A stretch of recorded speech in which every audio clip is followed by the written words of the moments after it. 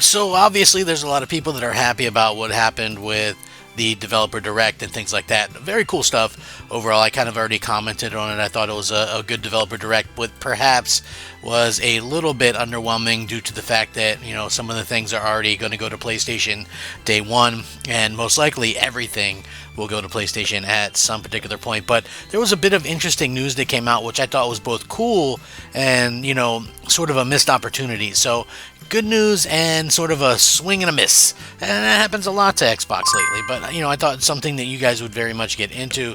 Hey everybody, I'm Crap Gamer. This is Crap Gamer Reviews with another video.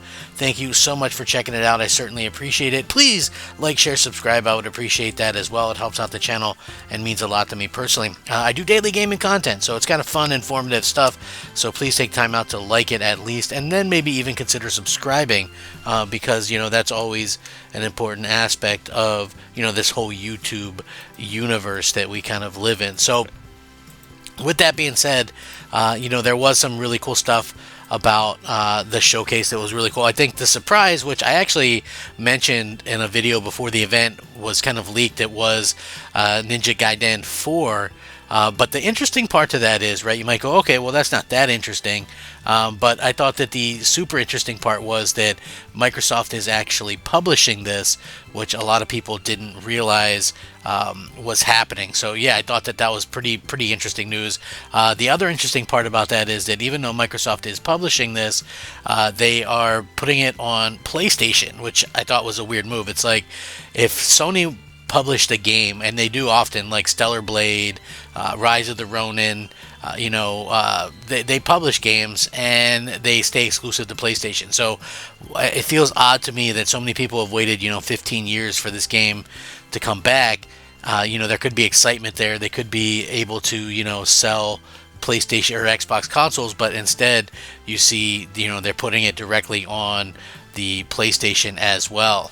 So, like, on the positive side, you have a situation where this game probably wouldn't have been made if Microsoft didn't kind of go and make the deal. On the negative side, it's like, you could have had something that really could have helped push Xbox, and you're sort of wasting it. It sort of reminds me of the Street Fighter, I believe Street Fighter 4 it was, or maybe Street Fighter 5, I don't remember which one it was. There's too many damn Street Fighters, but the one that was exclusive to PlayStation, it was like Sony funded that and Sony published that, and it never went to Xbox.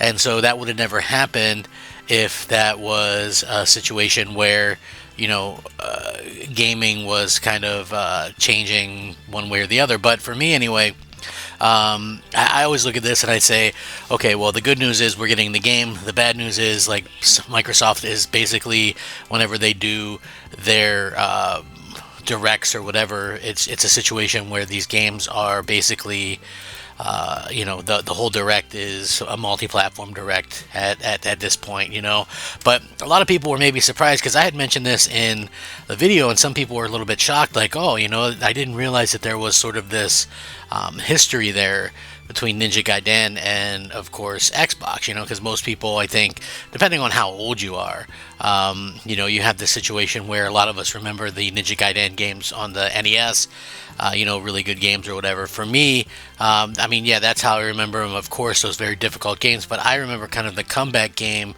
on the original Xbox, right? And that game looks so good, and like it was only possible on the Xbox because like the PlayStation 2 wasn't powerful enough, and people were really kind of blown away by this game. It was an incredibly difficult game, mind you, but yeah, it's just like they had such an interesting sort of dynamic there with Xbox, and good for them too. I felt like that came at a really good time for Xbox gamers, and the original Xbox had some exclusives a lot of the time because they just had super powerful hardware, and when you have super powerful hardware, it attracts developers that want to be able to fully utilize what you have to offer, which I think is pretty cool.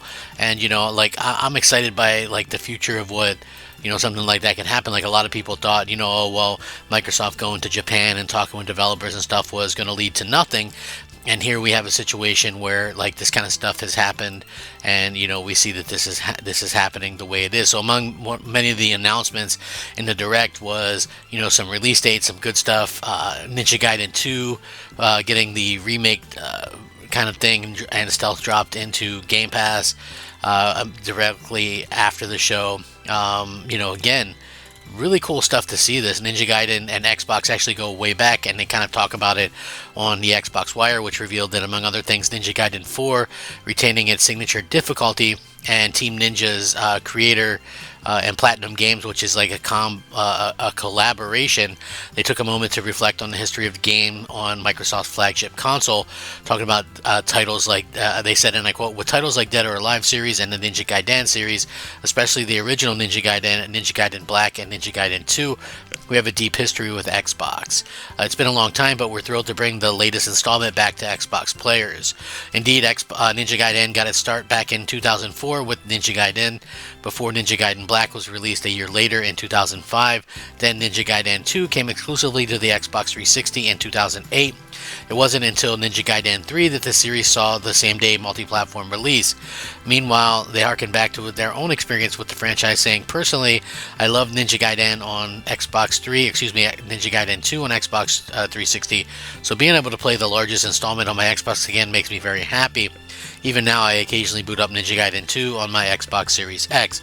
Of course, you won't have to do that anymore with 2 being available everywhere, but the point still stands. Ninja Gaiden has a long running history with Xbox, so it's very fitting that they're able to kind of do that and kind of get it running on the platform. So they were talking about, the different kind of things shared there or whatever. Ninja Gaiden 4, by the way, this marks the first time of a new entry in 13 years, and they were talking about the long gap spanning 2 Xbox console generations, and they talked about Ninja's long-standing desire to bring the series back, saying, "Fans have long been asking us for a new Ninja Gaiden game. Koei's Tecmo president and Platinum Games CEO share a close relationship, and that led us to explore a collaborative development effort. Platinum Games had the expertise we felt ideal for working on Ninja Gaiden, and support from Microsoft's Phil Spencer. The 3 companies were able to take the next step towards a brand new Ninja Gaiden," which, hey, pretty cool. Just a little bit surprising that this game is published by Microsoft on PlayStation and releasing day and date on PlayStation. So that's a little bit of a surprising thing. Obviously, Ninja Gaiden series has gained a reputation for being very difficult, but with a near unmatched sense of accomplishment upon clearing levels and defeating bosses. It actually drives players to persevere. Celebrating its 30th anniversary this year, Team Ninja, the studio behind the majority of these iconic titles, had declared 2025 to be the year of the Ninja. In a surprise announcement during the Developer Direct, fans were thrilled to see the revival of Ninja Gaiden 4, a brand new mainline entry that arrives in the fall after a 13-year hiatus, co-developed with legendary action studio Platinum Games. So it's interesting to see Platinum Games working on Xbox stuff again, since, Microsoft had canceled Scalebound all those years ago, and I'm not really sure what will happen with that. But anyway, really cool to see that happening. I mean, listen, I'm not a huge Ninja Gaiden fan, but to me, I thought that this was really a very interesting type of situation, and nice to see that they're kind of bringing it back to, hey, Xbox is great. Xbox is a good place to play, Ninja Gaiden games. A lot of people remember it for that, or whatever the case may be. So, again, I find that to be very, very cool. So yeah, it's really nice to see that. Really nice to see that this is coming in the way that it is. And for Microsoft, I don't know. I guess that's just the way it's going to be. I mean, the whole Developer Direct advertised PlayStation 5 on the credit things on stuff. So yeah, it is kind of hard to